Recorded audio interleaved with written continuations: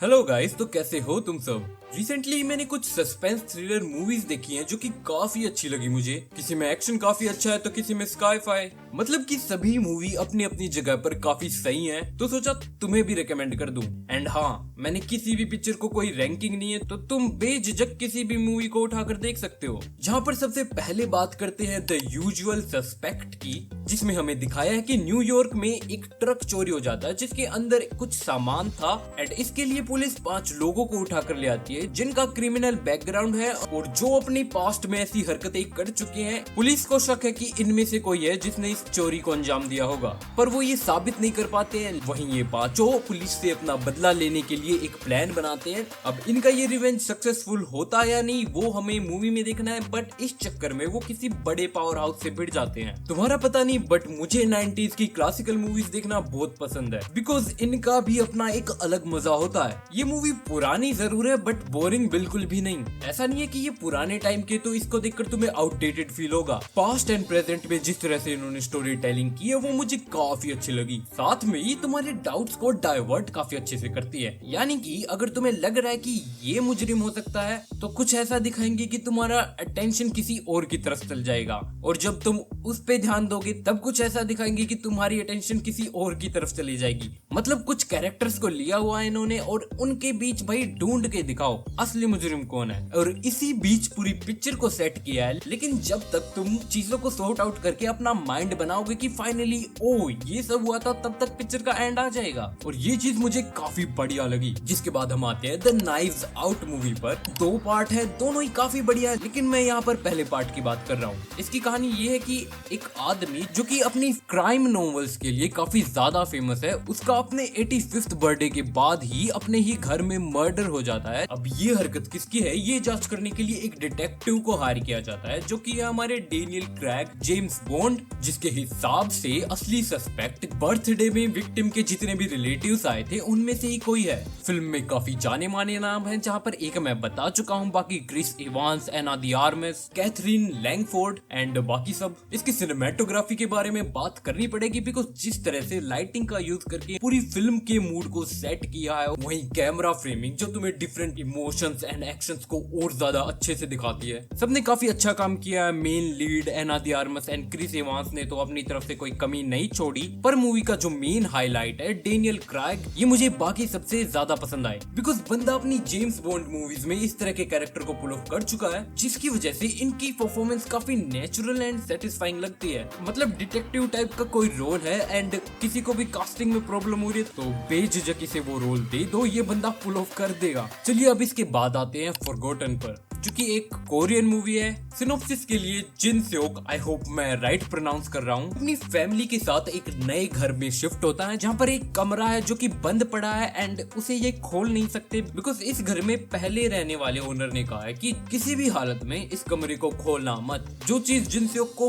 काफी क्रीपी लगती है एंड कुछ ही टाइम बाद उसका भाई एक रात किडनैप हो जाता है। उसी के 19 डेज यानी कि 19 दिन बाद वो लौट भी आता है, लेकिन अब वो काफी स्ट्रेंज हरकतें कर रहा है, जो बात जिनसेओक को अजीब लगती है एंड उसे ये शक होता है कि उसका भाई नहीं बल्कि उसके भेस में कोई और है। तो अब इसे सच क्या है उसका पता लगाना है। देखो, जिनको पता नहीं उनको सुनने से ये मूवी थोड़ी हॉरर लग रही है, यानी कि वो रूम वाली बात, फिर उसका भाई गायब हो जाता है, अचानक वापस भी आ जाता है, लेकिन वो पहले जैसा नहीं रहता। एंड हाँ, मूवी इसको लेकर इंटेंशनली कुछ ऐसी चीजें भी करेगी जो तुम्हें इस चीज पर बिलीव करवा दे, बट यही तो इस पिक्चर की खासियत है। ये फिल्म हर थोड़े टाइम बाद कुछ ऐसा डिस्क्लोज करती है जो कि हर बार इसके पूरे पॉइंट ऑफ व्यू को बदल देता है। यानी कि स्टार्टिंग में मुझे लगा कि ये हॉरर है, एट द मिड कुछ ऐसी चीजें हुई जिनको देखकर लगा कि ये तो शटर आइलैंड की कॉपी है, बट मूवी ने मुझे सिखा दिया कि किसी चीज को पूरा जाने बिना ओपिनियन बनाने का नतीजा क्या होता है। बिकॉज इसके बाद ये कुछ और रिवील करते हैं जो कि मूवी का एंटायर पर्सपेक्टिव पूरी तरह से शिफ्ट कर देती है। दरअसल ये पूरी पिक्चर ही सस्पेंस है। मेकर्स तुम्हें टीज करके रखेंगे, यानी कि थोड़ा सा तो बता देंगे कि अब आखिर चल क्या रहा है, पर ये नहीं बताएंगे कि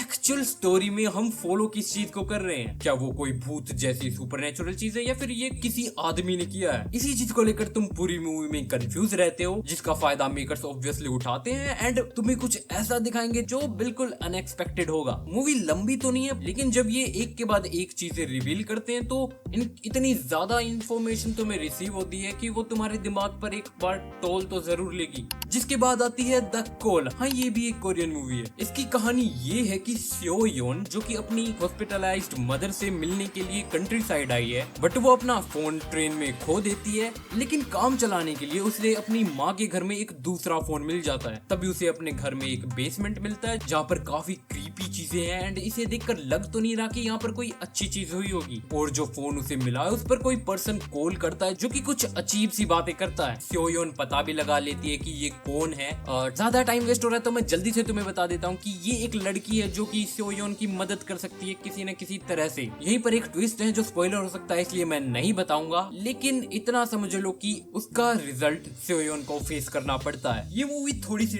डार्क है एंड इसमें खून खराबा बहुत है। मतलब लिस्ट की जितनी भी मूवी है उसमें से सबसे ज्यादा खून जिसमें बहा होगा वो शायद यही मूवी है। इसके मेकर्स भी काफी चालाकी से तुम्हारे साथ खेलते हैं, यानी कि स्टार्टिंग में तुम्हारा इसको लेकर एक पर्सपेक्टिव बना देंगे, लेकिन जैसे जैसे मूवी आगे बढ़ेगी और जब तुम्हें और पता चलेगा तब तुम खुद रिग्रेट करोगे कि आखिर मैं किसके लिए सिंपैथी फील कर रहा था। And you know this is what I love about Korean cinema. ये अपनी मूवीज में, स्पेशली थ्रिलर मूवीज में, देखने वाले की पर्सपेक्टिव को इतनी अच्छी तरह से शिफ्ट कर देते हैं, वो भी बिना ज्यादा ओवर एक्सेजरेट करे। पिक्चर के मेन लीड में है Park Shin Hye and Jeon Jong Seo. दोनों की ये एक्टिंग तालियों के लायक है, स्पेशली जियोन जोंग स्यो की, बिकॉज जो कैरेक्टर ये प्ले कर रही थी उसको स्टार्टिंग में जिस तरह से दिखाया है कंपेयर टू इट्स एंडिंग, वो दोनों ही काफी ज्यादा डिफरेंट है। और इस रोल को पुल ऑफ करना कोई आसान बात नहीं थी। एक जो फीलिंग ऑफ फ्रस्ट्रेशन या फिर एंगर होता है ना, ये इस चीज को काफी अच्छे से पुल ऑफ कर रही थी। मूवी के कुछ सीन्स में VFX भी यूज हुआ है एंड उसको काफी अच्छी तरह से उन्होंने दिखाया है। वहीं पर इसका एंडिंग सीन जो काटा है भाई, मतलब हमें कुछ खुशी के पल दिए और छीन लिए। देखो मैं बुरा नहीं बता रहा हूँ, मेरा मतलब वो थोड़ा खैर छोड़ो, स्पॉइलर हो जाएगा। बढ़ते हमारी लिस्ट की आखिरी मूवी की तरफ जो है द प्रेस्टीज। हाँ, क्रिस्टोफर नोलन ने इसे डायरेक्ट किया है। बंदे का नाम ही काफी है ये जानने के लिए कि मूवी बढ़िया होने वाली है या फिर नहीं। फिर भी थोड़ी बहुत कहानी तुम्हें बता देता हूँ। ये 18th सेंचुरी के लंदन में सेट है, जहाँ पर दो मैजिशियंस यानी कि जादूगर एक दूसरे के राइवल हैं, जो है हमारे Hugh Jackman and Christian Bale. इस चीज को लेकर कम्पीट करते रहते हैं कि किसकी मैजिक ट्रिक ज्यादा अच्छी और मुश्किल है, और साथ में ये एक दूसरे की मैजिक ट्रिक्स का एक तोड़ भी ढूंढते हैं। यानी कि अगर पहले वाले ने एक मैजिक ट्रिक दिखाई है तो दूसरा वाला ये ढूंढेगा उसने ये किया कैसे। वहीं पर अगर दूसरे वाले ने दिखाई है तो पहले वाला ये ढूंढेगा कि दूसरे वाले ने ये किया कैसे। और इनकी ये राइवलरी बढ़ते बढ़ते एक डेंजरस मोड ले लेती है। देखो ज्यादा मुझे कुछ बताने की जरूरत नहीं है, बिकॉज क्रिस्टोफर नोलन का नाम सुनकर ही तुम तैयार बैठे होगे मूवी को देखने के लिए, लेकिन फिर भी बता देता हूँ कि मूवी काफी पेचीदा हो सकती है। हाँ, बट पूरा देखने के बाद ये सारी चीजें तुम्हें क्लियर हो जाएंगी। साथ में इसमें तुम्हें स्कारलेट जॉनसन एंड मिशेल केन भी देखने को मिलेंगे, जहाँ पर इन दोनों की मैजिक ट्रिक्स ही असली सस्पेंस है। पूरी मूवी के दौरान इनकी जो राइवलरी देखते हो तो उसको काफी अच्छे से दिखाया है एंड स्टार्टिंग से वो कोई मरने या मारने वाली चीज नहीं थी, बल्कि दोनों की एक दूसरे को लेकर क्यूरियोसिटी थी। और हाँ, जो मैंने वीडियो की स्टार्टिंग में स्काई-फाई वाली बात की थी वो इसके अंदर आती है। ये मूवी अपने आप में ये एक मिस्ट्री है। अगर इसके बारे में अगर मैं कुछ ज्यादा रिवील करूंगा तो इसको देखने में उतना मजा नहीं आएगा, इसलिए मेरे ख्याल से इतना काफी है। वीडियो में मैंने जितनी भी मूवीज बताई हैं उन सभी को देखना वर्थ इट है। तुम कोई भी मूवी उठाकर देख लो, तुम रिग्रेट नहीं करोगे। लेकिन एक चीज जो तुम कर सकते हो वो है वीडियो को लाइक। अब कर भी दो यार, ताकि अगली वीडियो भी जल्दी आ सके। और अगर इसके बाद भी कुछ करना चाहते हो तो करो ना, चैनल को सब्सक्राइब। खैर तब तक के लिए अलविदा।